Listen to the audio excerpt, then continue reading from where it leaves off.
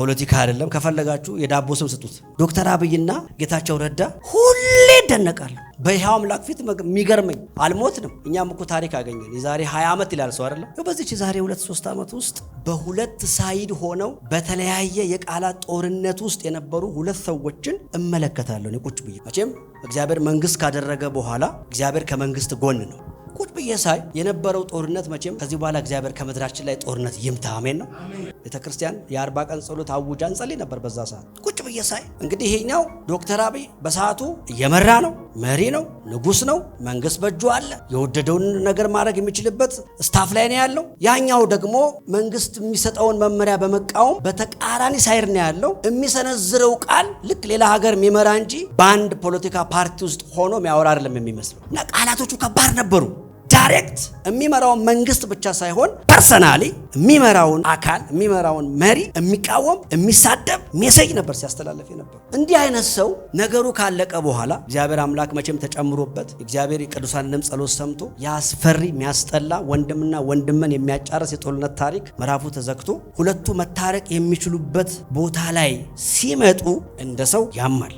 እንኳን በመሪነት ደረጃ ተቀምጠ ይቅርና ስለናንተ ምንም ኢንፎርሜሽን የሌለው ሰው የሆነ ቀን ስለናንተ እርግጠኛ ያልሆነበትን ነገር እንኳን ሲናገር ታስ ፔንፉል። እንደዛ ያለውን ሰው ንጉስ ሆናችሁ በሱ ላይ የወደዳችሁትን አንቀጽ ጠቅሳችሁ ወደ ፈለጋችሁት ዘብጥያ ማውረድ የምትችሉ ሰው አጠገባችሁ መጥቶ እርቅ ካደረገ በኋላ ከናንተ ጎን እንዲሰራ አይደለም እናንተ ወንበር ላይ እንዲቀመጥ አታረጉት። This is the mind of Christ. Sometimes ይሄ ፖለቲካ ሐሳቢያችን መልካም ነገር እንዳናይ የሚከለክለን ስለሆነ እንጂ ከዚህ በላይ ለኔ ምሳሌ ሊሆን የሚችል ስብከት በዚህ ዘመን የለም። የፈለጋችሁትን መልክ ስጡት ብያለሁ። የፈለከውን የዳቦ ስም አምጣና እዚህ መልእክት ላይ ለጥፍበት። This is the mind of Christ. ለካ ሰው በተቃራኒ ሆኖ ሲሰድባችሁ ለናንተ ቢሰራ በምን አይነት ሁኔታ ለናንተ መስራት እንደሚችል ማየት ይቻላል። እንግዲህ እኔ በሱ ቦታ ባልሆንም ያ ሰውዬ በዛ ሳይድ ሲናገር ሲያወራ ሲያሳምን መረጃ ሲሰጥ ሲሳደብ ክፉ ነገር ሲያወራ ሁሉም ማድረግ የሚችለው ደግሞ በዚህ በኩል የተቀመጠው ደግሞ አካል ይሄ ሰው አንድ ቀን መጥቶ በእኔ በኩል ቢቀመጥ ብዙ ነገር ሊያሳምንልኝ ይችላል እያለ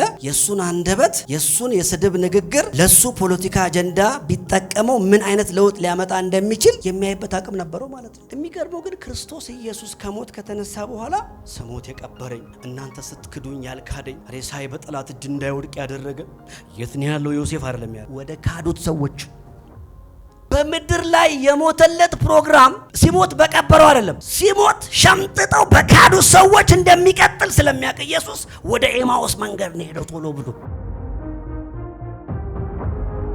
ዛሬ በእግዚአብሔር መንግስት ውስጥ የእግዚአብሔር መንግስት ዜጎች ስላላቸው ቫልዩ ከዛ በኋላ የማይጠቅሙ ያልናቸው ሰዎች ለኛ እንዲጠቅሙልን እንዴት እንደምንሰራ እንማራለን። በእግዚአብሔር መንግስት ውስጥ ያለው የእግዚአብሔር ቃል ፕሪንሲፕል የኪሳራ አይደለም፣ ሪሊጅን አይደለም። እኛ ለመዳን የዘላለምን ህይወትን እርግጠኛ ለማድረግ የሆነ ድካም ውስጥ ያለን ሰዎች አይደለም።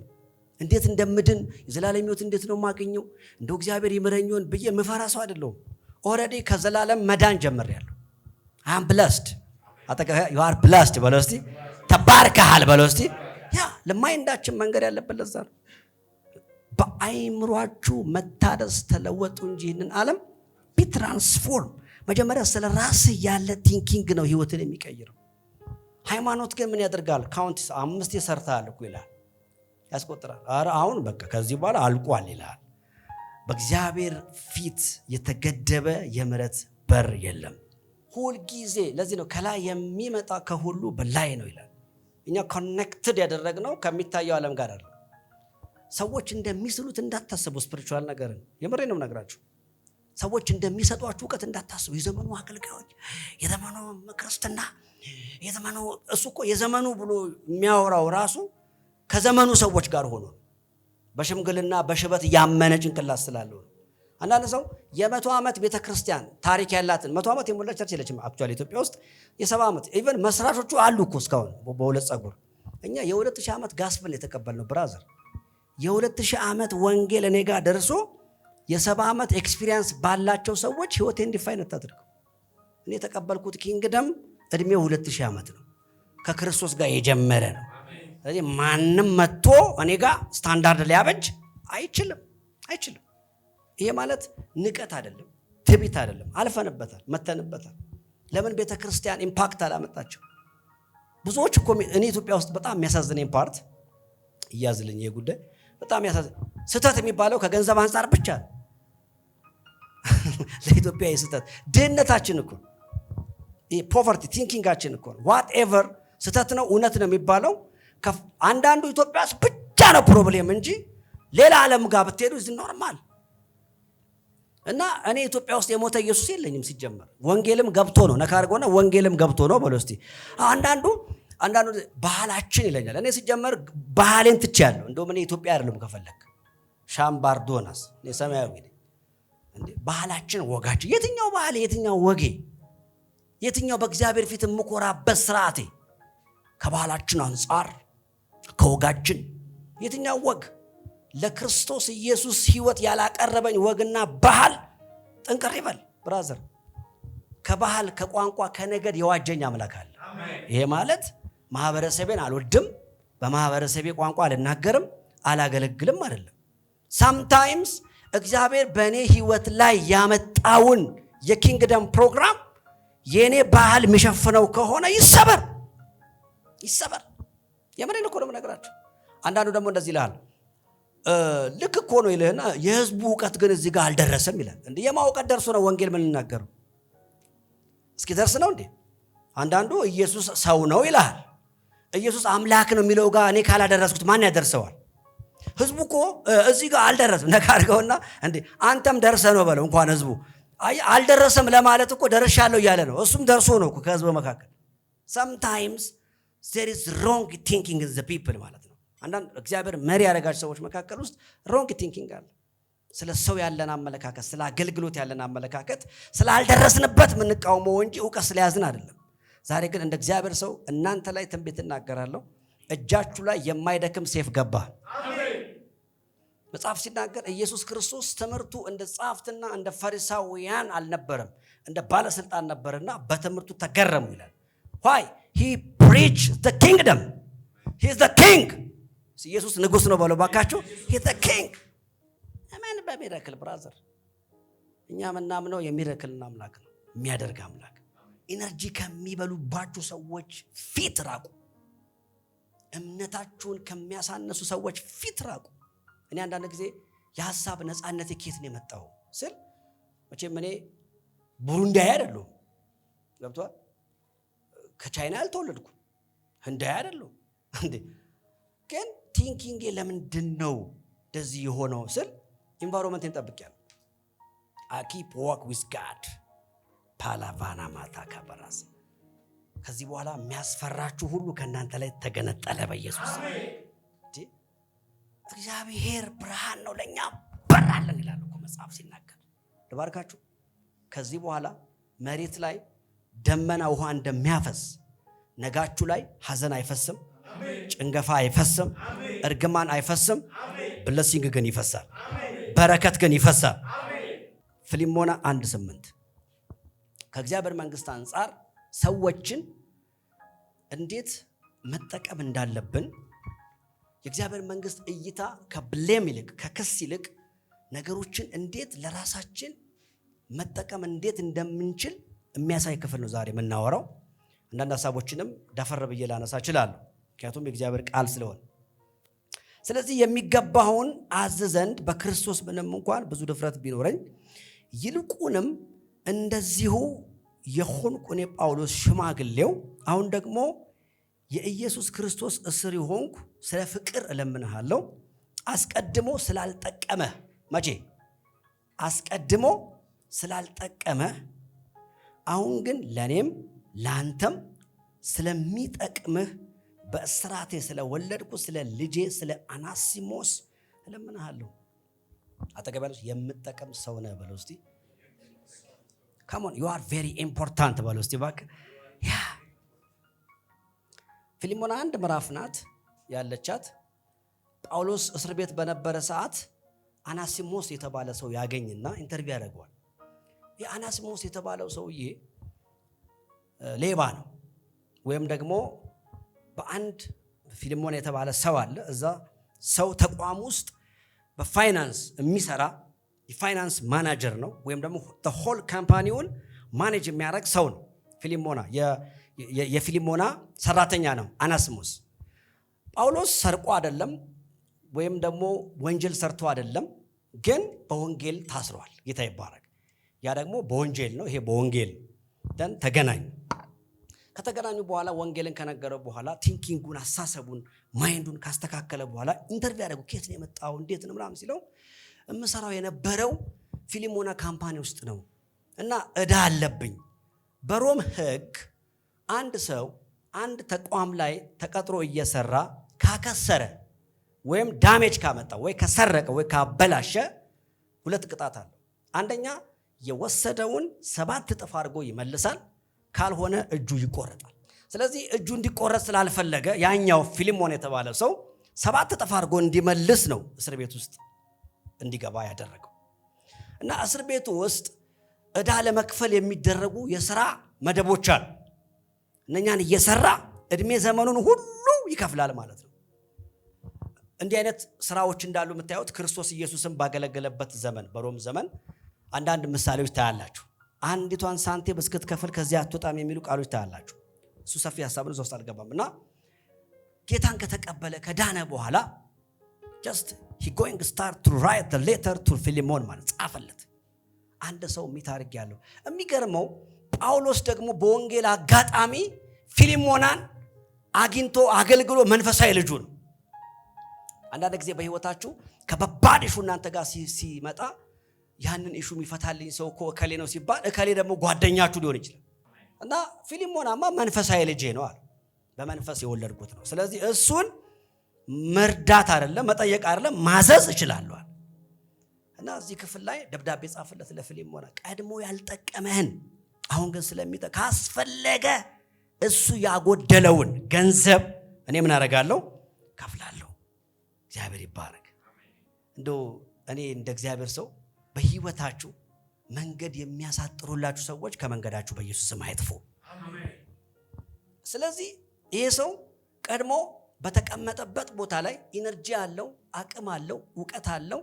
ግን ዕውቀቱን በትክክል መጠቀም ስለማይችል በሮንግ ሳይድ ስለተቀመጠ ከመጥቀም ይልቅ ጎጂ ነው። አንዳንድ ሰዎች አቅም አላቸው፣ ፖቴንሻል አላቸው። ጎጂ የሆኑት የተቀመጡበት ሳይድና ቦታ እንጂ አቅማቸው አይደለም። ትክክለኛ ኪንግደሙ ሲገቡ ያንን ዕውቀት በምን አይነት መልኩ መጥቀም እንደሚችሉ እንዳለባቸው ያውቃል። ለምሳሌ ራሱ ጳውሎስ ለሃይማኖት የሚቀና ሰው ነበር። ነፍሰ ገዳይ፣ ድንጋይ ይዞ ሰው የሚወግር። ግን የእግዚአብሔር መንፈስ ሲነካው በዛው ኢነርጂ ለእግዚአብሔር መንግስት መሮጥ ጀመረ። የምትበሳጩበት ባህሪ እግዚአብሔር ለትክክለኛ ፕሮግራም እስኪጠቀመው ድረስ እንጂ ጎጂ አይደለም። ሁልጊዜ ራሳችሁን በስህተታችሁ ብሌም እንዳታደርጉ፣ በስንፍናችሁ ብሌም ኤቭሪዋን በዚህ ምድር ላይ ሲኖር የሚጠቅምበት አንድ ጉዳይ ውስጥ አለ። አንዳንድ ጊዜ ሰዎች የጫኑብን ሮንግ ኢንፎርሜሽን ስላለ በቃ እኔ አልረባም እኔ አልጠቅምም ትላለህ። ነካረው ትጠቅማለህ በለው እስቲ። you are very important በለው እስቲ። አንዳንድ ጊዜ ቤተሰብ ራሱ እኛን ሼፕ ሲያደርገን ስኬት ከኬጂ ሃይስኩል ከሃይስኩል ዩኒቨርሲቲ ከዩኒቨርሲቲ አካውንቲንግ ወይም ዶክተር ብቻ እንደሆነ ስለነገሩን የሆነ ስቴፕ ላይ ደርሰን ሲያንቀን የቤተሰብ ሸክም የማህበረሰብ የጎረቤት ሁሉ ያስጨንቀንና አንዳንዱ ማይፈልገው ህይወት ውስጥ ይገባል። ማድረግ ከምንችለው ነገር ጋር አይደለም የሚያሳድጉን። ወንጌል እኮ ለዚህ ነው የሚያቀልል መንገድህን። ሊቫራዞ ባራሲ አንተ ሌሎች የተሳኩበትን የማድረግ ግዴታ ያለበት እዚህ ምድር ላይ አንተ እዚህ ምድር ላይ ለአንድ ነገር ተሰርታል። ያም ሰዎች ያደረጉትን መድገም አይደለም የሆነ ብርሃን ነው እዚህ ምድር ላይ። ለዚህ ነው ቤተሰብ፣ ካልቸር፣ ኮሚኒቲ ምናምን ሪሊጅን ይመጣና ትክክለኛውን ፒክቸር ከህይወት ላይ ያጠፋና በግድ ዶክተር መሆን እንዳለበት ያመንክ። አንተ እኮ ኢንጂነር ልትሆን ትችላለህ። አንተ እኮ ዲዛይነር ልትሆን ትችላለህ። አንተ እኮ ሞዴል ልትሆን ትችላለህ። ሰዎች ግን ይመጡና ያንን የልጅነትን ፒክቸር እነሱ በአንተ ህይወት ውስጥ ማየት በሚፈልጉት ጉዳይ ይስሉህና ህይወትን ስቃይ ያደርጉታል። ኢትዮጵያ ውስጥ የኢኮኖሚ ለውጥ፣ የፖለቲካ ለውጥ፣ የማህበረሰብ ለውጥ ያልመጣው የማይሰራ ሰው ስለሌለ አይደለም። አቅም የሌለው ሰው ስለሌለ አይደለም። የሆኑ ውስን ሰዎች በሆነ ትራክ ውስጥ ብቻ ብቻ ለውጥ እንዳለው ስላሳመኑን ያንን መንገድ ስለምንከተል ራሱ ኮምፔር የሚያደርጉን እኮ ከከሌ ቤት ጋር የከሌ ልጅ ይላል ይመጣል። ከዛ አንተ ውስጥ የከሌ ልጅ ይሳላል ትጠላዋለህ። በሰላም ማገዘውዬ በቃ ትጠላዋለህ። አንድ ጊዜ አንድ ምስክርነት ሰማሁኝና አንድ ልጅ አንተ ዶክተር ነው መሆን ያለብህ እያሉት መጨረሻ ላይ እንደምንም ተጨንቆ ውጤት አምጥቶ ዶክተር ሆነና ከዛ በኋላ የሆነ አናጺ ቤት እንደዚህ ጥርብ እንጨት የሚሰራበት የለም ስክራፕት የሚደረግበት ቤት እሱን ከፈተ። አባትየው አበደ። ይሄው ለእናንተ ዶክተሩኛለሁ ለእኔ ደግሞ ልኑር አለ። እኔ አሁን ይሄንን መቅረጽ ነው የምፈልገው። ለእናንተ የምትፈልጉት ይሄው ወረቀቱን ውሰዱ። ይሄ ሁሉ ዘመን የደከምኩት እናንተ ለምትፈልጉት ነገር ለመሆን ነው። እኔ ግን ደስ የሚለኝ ነገር ይሄንን መቅረጽ ነው አለ። የእግዚአብሔር ኪንግደም ወደ ህይወት ሲገባ ትክክለኛ ቦታን ታገኛለህ። ይሄ ሰው እዛ ቦታ ላይ አጥፊ የሆነው የማጥፋት አቅም ስላለው አይደለም፣ በትክክለኛ ሜንታሊቲ መቀመጥ ስላልቻለ ነው። በነገራችሁ ላይ ፍርሃትን ከህይወታችሁ አጥፉ። በሰዎች ህይወት ሚዛን ልክ መኖር ያልቻላችሁባቸውን እነኛን ሮንግ ቀኖች አትርገሟቸው። እናንተ ውስጥ ደስተኛ የሚያደርጋችሁ ነገር ውስጥ ግቡ። ጌታ ይባረክ። እናንተ ሰዎች እንደዚህ አንተ እኮ አክቲቭ ነህ፣ ስራ ትችላለህ ምናምን ለምንድን ነው መቻል አይደለም ጉዳዩ። ደስተኛ የሚያደርገኝ ነገር እኔ እቺ ማይክ ቻርጅ አድርጎ ማውራት። ሃሌሉያ። የምሬን እኮ ነው ነገራችሁ። በቃ እኔ ደስተኛ የሚያደርገኝ ሸሚዜን ተኩስ አድርጌ ኮቴን አድርጌ ሰዎች በህይወታቸው የሚደርሱበትን የእግዚአብሔርን ነገር ማውራት ነው። ይህንን ጉዳይ እየከፈልኩ በሰራ ያዋጣኛል። ደስተኛ የሚያደርገኝ እሱ ስለሆነ እና ጊዜ በህይወታችሁ ስኬት ማለት ደስተኛ የሚያደርጋችሁ ሁኔታ ውስጥ መሆን ነው። ዳዊትን እስቲ እዩት። በቃ ሳኦል መጣና ልበስ አለው። ይሄን ልበስ ሲለው ኖ ሲለብስ በዛበት። በቃ ያቺን ወንጭፍ ያዘ፣ ትንሿን ቦርሳ ያዘ። ከዛው በቃ ድል መጣ። እንደ እግዚአብሔር ሰው ባረካችኋለሁ። በህይወት ዘመናችሁ ተራቱ ነው። አሜን። ይኸውላችሁ በህይወት ዘመናችሁ የመጣችሁበት መንገድም የኪሳራ አይደለም። አሜን። መቼም እዚህ ውስጥ ወደ ሞት የተቃረበ የለም። ባለፈው ሳገለግል ነበር። በመሳት ጠግባላችሁ ብሏል።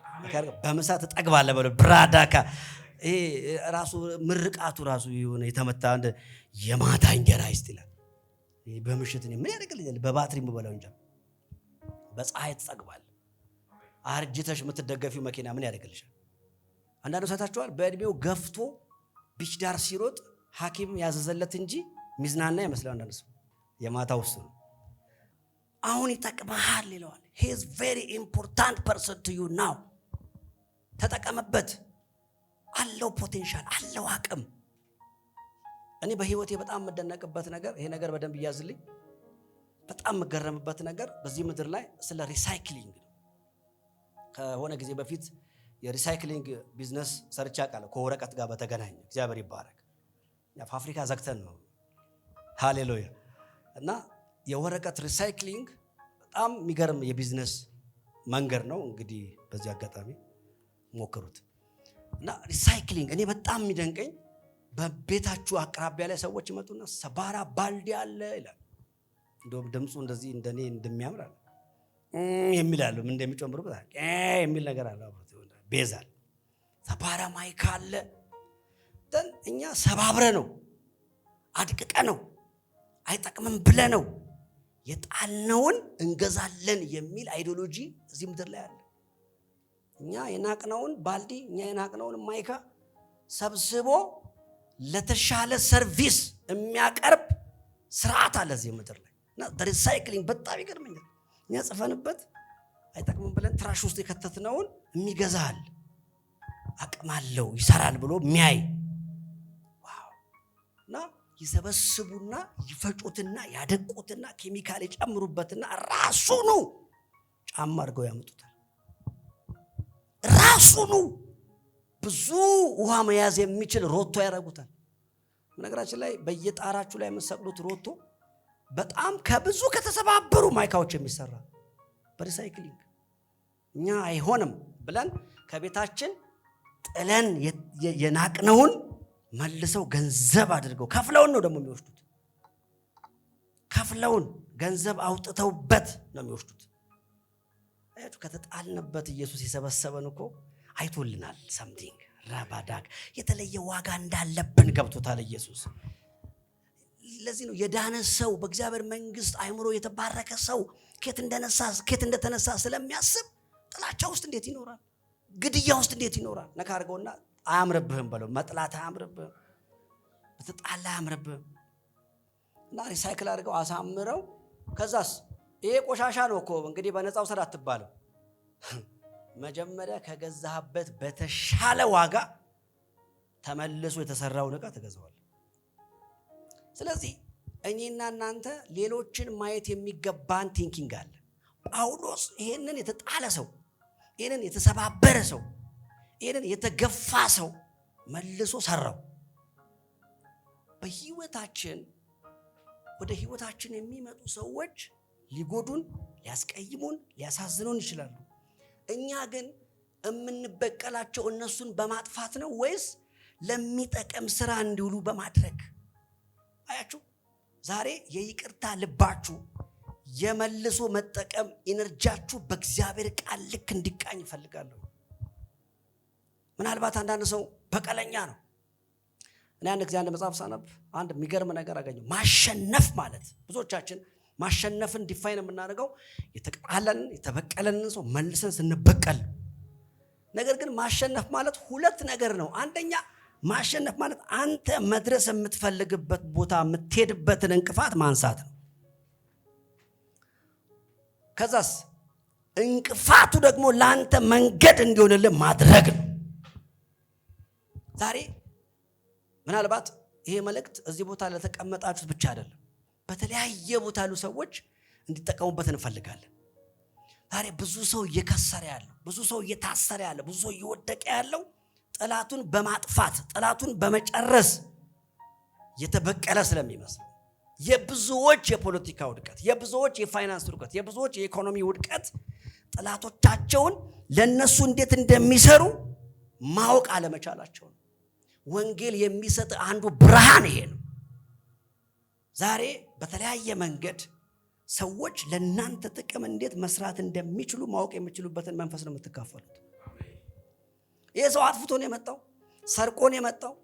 ጳውሎስ እጅ ሲገባ ጳውሎስ ያኛው መንፈሳዊ ልጁ ነው። ጭራሽ የመንፈሳዊ ልጄን ቤት አውድመን የመጣው አይችልም? ይችላል። የሆነ ኮማንደር ጠርቶ በለዚሁ ሰረው አይችልም? ይችላል። ካስተማረው በኋላ ለሱ ፕሮግራም እንዴት መጠቀም እንዳለበት ሲያየው የሰው አገልጋይም አይደለም፣ ሄዶ ለፊሊሞና ቢሰራ እንዴት ጠቃሚ ሰው እንደሆነ ነው ያየው። እኔ በጣም የገረመኝ በወንጌል በጣም የሚገርመኝን አንድ ጉዳይ ልንገራችሁ። ኢየሱስ ክርስቶስ ሊሞት ሲል የካዱት ብዙ ናቸው። ጉምቱ ቀደምቱ አንጋፋው የተባለው ጴጥሮስ ኢየሱስን 3 ጊዜ ነው ማርያምን ብሎ የካዱ፣ ሳይሰስት ሸምጠጥ አድርጎ ማለት ነው። ማርያም ትድፋኝ በእናቱ ነው የማለው። በልጁ ሊሞት ሲል እኔ አላቀውም አላለም ወይ? ደግሞ ሰው አንዴ ክዶ ወደ ቤት አይገባም። አሁንም ይሄዳል፣ ያያል። አንተ ደግሞ ከሱ ጋር አይደለም ይላል። አንዱ ይመጣና ኧረ እኔ አላቀውም። ደግሞ ራሱን ያዝ ያደረገውና ደግሞ ቡና ሊጠጣ ደግሞ ቁጭ ሲል አንዲት ገረድ ይላል። የቡና ቦታ ነው፣ ይጀበና እያፈላች እያራገበች አንተ ደግሞ ከሱ ጋር አይደለም።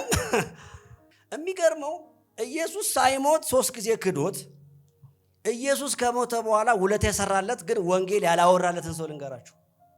የአርማቴዎስ ዮሴፍ ይላል። ኢየሱስን ለመቅበር ክፍያ ያስፈልጋል። በነገራችን ላይ ሮማውያን ሬሳ አይሰጡህም። ሮማዊ ካልሆንክ ሮም ውስጥ የሞተ ማንኛውም የሮም ዜግነት የሌለው ሰው ከሞተ ሬሳው ይሸጣል። ስለዚህ የግድ ሬሳውን የሚገዛ ሰው ያስፈልጋል።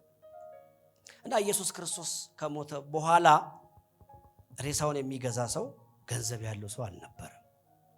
እና በዛ ሰዓት የክርስቶስን ትምህርት ይማር የነበረ ስሙ የማይጠቀስ ግን በክርስቶስ ወንጌል ውስጥ አብሯቸው ዋጋ የሚከፍል የነበረ ግን ባለጸጋ ገንዘብ ያለው ሰው አንድ ሰው ተገኘ፣ ዮሴፍ የሚባል። ሬሳውን ገዛ ይላል።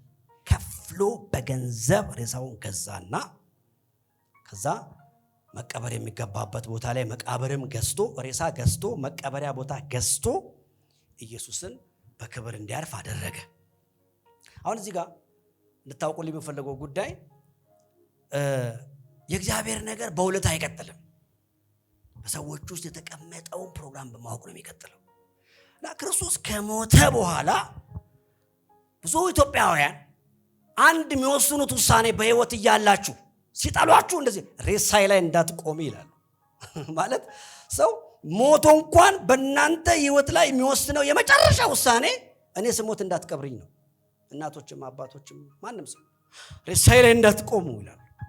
ስለዚህ ሬሳ ላይ መቆም አይደለም፣ ለሬሳ ዋጋ መክፈል ውለታ ነው ማለት ነው። አያችሁ፣ ቆሞ የቀበረ ሰው ባለውለታ ነው። ቅብሩ እንዲያምር ያደረገ ሰው ደግሞ የበለጠ ምንድነው ማለት ነው? ባለውለታ ነው። ድሮም ማለት ነው፣ አሁን ብቻ አይደለም። የሚገርመው ግን ክርስቶስ ኢየሱስ ከሞት ከተነሳ በኋላ ስሞት የቀበረኝ እናንተ ስትክዱኝ ያልካደኝ ሬሳዬ በጠላት እጅ እንዳይወድቅ ያደረገ የት ነው ያለው? ዮሴፍ አይደለም ያለው፣ ወደ ካዱት ሰዎች። አያችሁ፣ በምድር ላይ የሞተለት ፕሮግራም ሲሞት በቀበረው አይደለም፣ በካዱት ሰዎች እንደሚቀጥል ያውቃል ኢየሱስ። we have the mind of Christ የሚለው እኮ ነው። አንዳንድ ጊዜ ኢየሱስ ሲሞት ዋጋ በከፈሉ ሰዎች አይደለም፣ ሲሞት ሸምጥጠው በካዱ ሰዎች እንደሚቀጥል ስለሚያውቅ ኢየሱስ ወደ ኤማውስ መንገድ ነው ሄደው ቶሎ ብሎ። እንደው ምን አለ ኢየሱስ ሳምንቱ ከሞላው በኋላ እንደው ቢሄዱ እነኛ ሰዎች ሳምንት ችግር የለም አይደል? ዓርብ ሞተ፣ ቅዳሜ ይረዳናል ያልነው ስንት ውለታ ይውላል ያልነው ትቶን ሄደ ብለው ወደ ኤማውስ አሳ ለማጥመድ እና መንገድ ላይ መጣ ኢየሱስ። አልታዘባቸውም።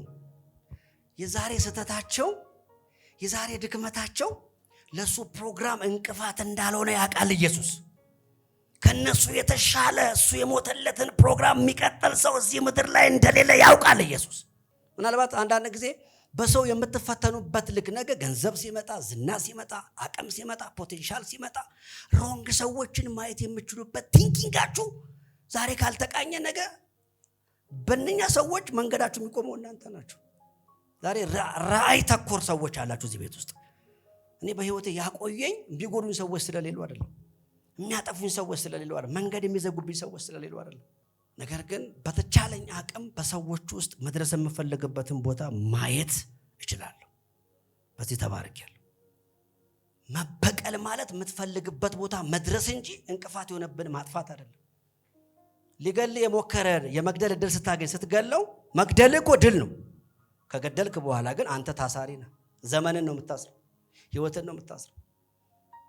ዳዊት አንድ ጊዜ ሳውል እጁ ላይ ከወደቀ በኋላ መጣ ነብይ። ስንት ዘመን ሙሉ መጥቶ ማያክሶ ያኔ ይመጣል። ራባባባባ ይላል፣ ይመጣል። ምንድነው ሲለው ይኸው ጣለልህ፣ ረደው፣ ገደለው ሲሉት እግዚአብሔር ያልጣለውን እኔ አልጥልም አለ። ግን እኔ በሱ ውድቀት ውስጥ ድሌ እንደማይቀጥል እንዲያቅ ብሎ ጨርቅ ከላዩ ላይ ያነሳና ሄደ። በማዶ ሆኖ ለሳውል ዳዊት አሳየው። አየህ፣ ከንኪል መግደል ችል ነበር፣ ግን እግዚአብሔር ያላመጣውን ድል በእኔ ማረጋገጥ አልችልም አለ። this is a blessing። አያችሁ፣ በኢየሱስ ስም እንደ እግዚአብሔር ሰው ባረካችኋለሁ። ክፉ ሰዎችን ለመልካም አጋጣሚ መጠቀም የምትችሉበት መለኮታዊ ጸጋና ኃይል ይጨመርላችሁ። አሜን። ይጨመርላችሁ። አለቆቻችሁ ሊሆኑ ይችላሉ፣ የሥራ ባልደረቦቻችሁ ሊሆኑ ይችላሉ። ዛሬ ምናልባት እግዚአብሔር ለትልልቅ ስራ ከፊታችሁ ለሚመጣው ድል እያወራችሁ ሊሆን ይችላል። እና ኢየሱስ እነኛ ጋር ነው ሄደው የካዱት ጋር ጠቦቱን ጠብቅ ያለው የካደውን ሰው ነው። ብራዘር እንደ አረማመዱ አይነው ያላማረን ሰውዬ እኮ ብራዘር ስልክን አታስቀምጥም። ሶሪ ዘተዳ አይ በህይወታችን ለስልክ ማናምናቸውን ሰዎች ኢየሱስ ለሞተበት ጉዳይ ነው ያመናቸው። ለዛውም ክደውት ሪጀክት አድርገውት ያ ወንጌል በእነኚህ ሰዎች ነው የቀጠለው። ጴጥሮስ ምን አለ? እኔማ ተዘቅዝቄ ሞትለታለሁ አለ። አያሳዝንም? ዛሬ ላይ ቤተክርስቲያን ፌል ያደረገችው ሁሉን ነገር በመቃወም። ዛሬ ቤተክርስቲያን የምትቃወማቸው ሰዎች፣ የምትጠላቸው ሰዎች፣ አይሆኑ የምትላቸው ሰዎች ሊጠቅሙ በሚችሉበት መንገድ ስላላየቻቸው እንጂ እኮ ብዙ ገንዘብ፣ ብዙ ተከታይ፣ ብዙ ተጽዕኖ፣ ብዙ ኢንፍሉዌንስ እነሱ በኮሚቴ በቡድን ያላመጡትን ድል እነሱ በአንድ መድረክ ያመጡ ናቸው እኮ። ዛሬ ለኢትዮጵያ ቤተክርስቲያን መልእክት አለ፣ ለተለያዩ ሰዎች መልእክት አለ። ሁሉን ሰው በመግለጫ በመገሰጽ በማሰር በማባረር ድል ወደ ህይወት እንዲመጣ ልታደርግ አትችልም። ጠላትን ነው የምታበዛው። እኔ ይሄኛውን ሰውዬ ሳጠፋ ስገድል እኔን የሚገሉ አንድ ከነበር 10 አዘጋጀው ማለት ነው። ይነሳላ። አንተ እዚህ ጋር ስታጠፋው ከየማን ይነሳል? አባት ተሰዶ ያለው ዘመድ ይላል። ብዙ ሰዎች መንገዳቸው የረዘመው ከዚህ የተነሳ ነው። ዛሬ የብዙ ሰዎች ኢኮኖሚ፣ የብዙ ሰዎች ፖለቲካ፣ የብዙ ሰዎች ማህበራዊ ህይወት ፌል ያደረገው ሁሉም የሚቃወማቸውን በመቃወም የሚጠላቸውን በመጥላት የሚገድላቸውን በመግደል እሳቤ ውስጥ ስለተጠመቁ ነው። ኢትዮጵያ ላይ ያለውን የጥላቻ ስፒሪት ሪሙቭ ማድረግ የሚቻለው በዚህ አንደርስታንዲንግ ነው። ተካርገውና ሰዎቹ በሚጠቅሙበት ጎን ያቸው በለስቲ ብራዳ ላባል ሰዎቹ በሚሰሩበት ሳይድ ያቸው በለስቲ። እኔ በጣም የሚገርምበት አንድ ጉዳይ ልንገራችሁ። መቼም እኔ የእግዚአብሔር መንግስት አምባሳደር ነኝ። ፖለቲካ አይደለም። ከፈለጋችሁ የዳቦ ስም ስጡት፣ የዳቦ ስም ተሰጥቶት ነው ምናምን ብላችሁ። ሁሌ ቁጭ ብዬ ሚዲያ ሳይ ዶክተር አብይና ጌታቸው ረዳ ሁሌ ደነቃለሁ። በሕያው አምላክ ፊት የሚገርመኝ አልሞትንም። እኛም እኮ ታሪክ አገኘን። የዛሬ 20 ዓመት ይላል ሰው አይደለም። በዚህች ዛሬ 2-3 ዓመት ውስጥ በሁለት ሳይድ ሆነው በተለያየ የቃላት ጦርነት ውስጥ የነበሩ ሁለት ሰዎችን እመለከታለሁ። እኔ ቁጭ ብዬ ቅድም ይሄንን ቃል ሳስብ ምሳሌ ስጠቀም ይሄንን አስብ ነበር። በእውነት መቼም ሚዲያ ላይ ያለ ሐሳብ ነው። በዛኛው ሳይድ መቼም እግዚአብሔር መንግስት ካደረገ በኋላ እግዚአብሔር ከመንግስት ጎን ነው። ነካ አድርገውና እግዚአብሔር መንግስት ካደረገ በቃ ከጎን ነው በለውስጥ። ሚሾም ማን ነው? እግዚአብሔር ነው። ሚሽር ማን ነው? እግዚአብሔር ነው። እኛም እኮ በድሮ ዘመን ጸልየናል።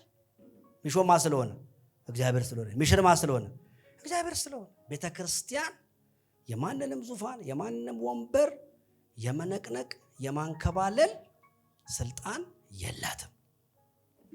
የቤተክርስቲያን አንዱ ተልኮ ነካርጎና መጸለይ ነው በለው እስቲ። መጸለይ፣ ሰዎች በይቅርታ በፍቅር እንዲሞሉ ማድረግ እና ቁጭ ብዬ ሳይ የነበረው ጦርነት መቼም ከዚህ በኋላ እግዚአብሔር ከምድራችን ላይ ጦርነት ይምታ። አሜን ነው። ደም ማፍሰስ ይምታ በኢየሱስ ስም ይመታ እንጂ ሰስኔም ደሞም ጸልየን እግዚአብሔር መልካም አድርጓል። ቤተክርስቲያን የ40 ቀን ጸሎት አውጃ እንጸልይ ነበር በዛ ሰዓት እና ቁጭ ብዬ ሳይ እንግዲህ ይሄኛው ዶክተር አብይ በሰዓቱ እየመራ ነው፣ መሪ ነው፣ ንጉስ ነው፣ መንግስት በእጁ አለ፣ የወደደውን ነገር ማድረግ የሚችልበት ስታፍ ላይ ነው ያለው። ያኛው ደግሞ መንግስት የሚሰጠውን መመሪያ በመቃወም በተቃራኒ ሳይር ነው ያለው። የሚሰነዝረው ቃል ልክ ሌላ ሀገር የሚመራ እንጂ በአንድ ፖለቲካ ፓርቲ ውስጥ ሆኖ የሚያወራ አይደለም የሚመስለው እና ቃላቶቹ ከባድ ነበሩ።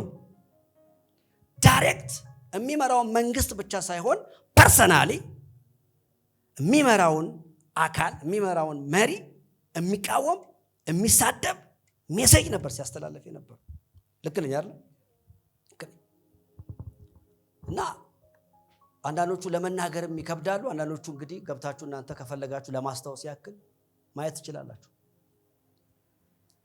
እንዲህ አይነት ሰው ነገሩ ካለቀ በኋላ እግዚአብሔር አምላክ መቼም ተጨምሮበት እግዚአብሔር የቅዱሳንንም ጸሎት ሰምቶ ያስፈሪ የሚያስጠላ ወንድምና ወንድምን የሚያጫርስ የጦርነት ታሪክ ምዕራፉ ተዘግቶ ሁለቱ መታረቅ የሚችሉበት ቦታ ላይ ሲመጡ እንደ ሰው ያማል።